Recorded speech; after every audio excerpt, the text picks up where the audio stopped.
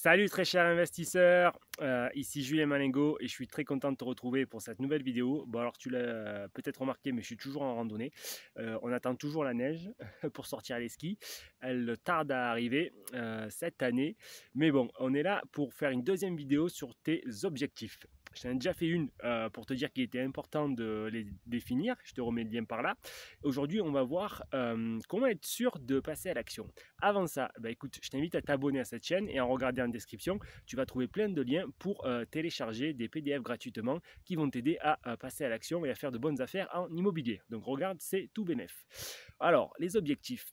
On a dit qu'il était très important de les définir. C'est une première chose. La deuxième chose que je t'invite à faire, parce que du coup, moi là, je suis un peu en mode, je réfléchis à l'année prochaine, vu que 2020 arrive très rapidement. Et je vais te dire que la meilleure chose à faire pour que tu sois sûr de passer à l'action et que tu remplisses tous tes objectifs, du moins que tu avances vers l'obtention de ces résultats, c'est simplement de le dire. Il faut que tu le dises à tout le monde en entourage, à ton entourage. D'ailleurs, je t'invite à le mettre en commentaire et à me dire quels sont tes objectifs et à en parler vraiment. Il ne faut pas en avoir honte, il faut le dire parce que le fait que tu communiques à ton entourage, à tes proches, à tes connaissances, à tes amis sur tes futurs objectifs, eh ben, ton cerveau il va changer de mode de fonctionnement et il va penser au mode implémentation.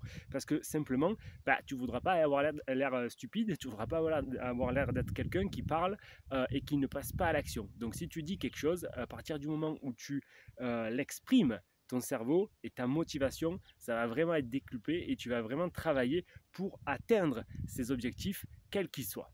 Donc, ceci étant dit, je vais appliquer la méthode que je suis en train de te dire et je vais te parler à moi de mes objectifs pour l'année prochaine. Et oui, tu vois, je fais exactement ce que je dis, j'applique. Donc moi, j'ai 4 principaux objectifs pour l'année prochaine.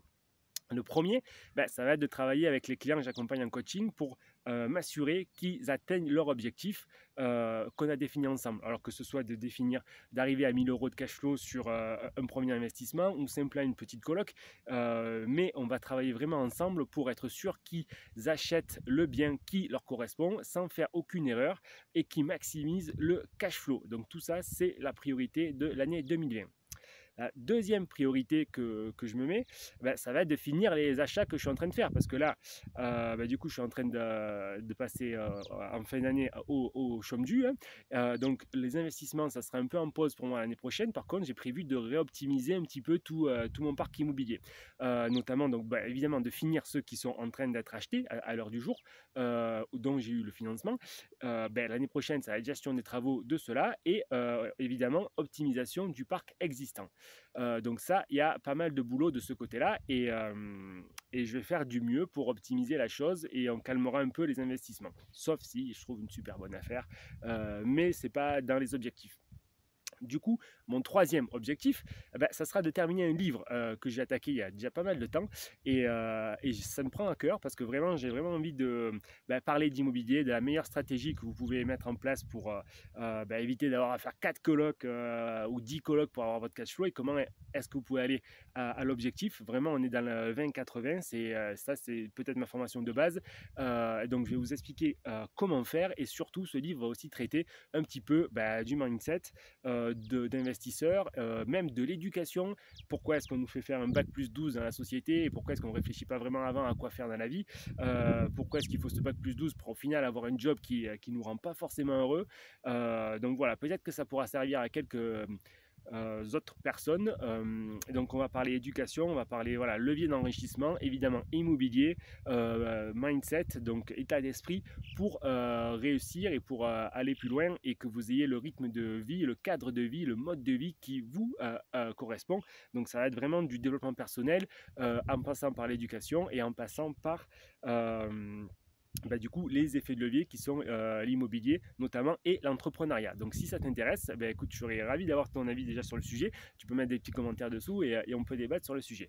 Et le quatrième objectif que je me j'aimerais, que je vais me fixer, voilà, je l'ai dit, pour l'année prochaine, ça va être d'essayer d'automatiser un petit peu ce qu'on est en train de faire en coaching avec les clients, vraiment pour faire donc du 20-80 sur la plus puissante stratégie d'investissement immobilier à mon sens, pour éviter d'avoir à faire, comme je l'ai dit, 10 colloques pour avoir 3 000 € de cash flow, avec une ou deux opérations, si elles sont bien faites, et je vous donnerai les clés. Du coup, l'idée c'est de faire peut-être une formation là-dessus.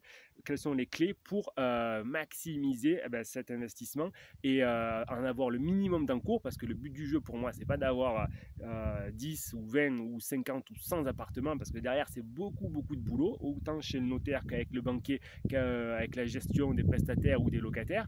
Donc vraiment c'est pas dans cette optique là, on est 20-80, on veut le minimum d'encours, le minimum de fois chez le notaire pour le maximum de cash flow, et donc tout ça c'est plein de petites astuces à mettre en place en croisant les différentes stratégies qui existent et en trouvant les bons biens, en ne faisant pas d'erreur à l'achat, en négociant au maximum. Voilà, ne serait-ce que trouver un immeuble, on va évidemment il y a les basiques, la toiture, la façade et tout, mais vraiment on va rentrer dans les détails pour voir par exemple l'évacuation. Il faut vraiment penser à des petits trucs qui viennent ça après expérience, quand on n'a pas forcément idée de regarder le tout à l'égout, on n'a pas forcément l'idée à regarder les évacuations de plus-value si elles sont bien séparées des évacuations des eaux usées. Voilà, tous ces petits trucs, il faut le savoir, parce que sinon c'est des coûts supplémentaires qui viennent ensuite grignoter votre cash flow. Donc voilà, dites-moi aussi en commentaire si ça vous intéresse, une petite formation sur le sujet, ça sera du terrain.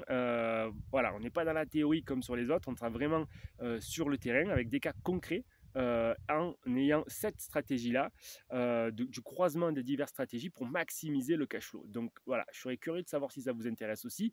Donc ça, c'était mes objectifs. Je vous invite à partager les vôtres ou en commentaire ou à vos proches pour les exprimer et que ce soit du concret pour l'année prochaine.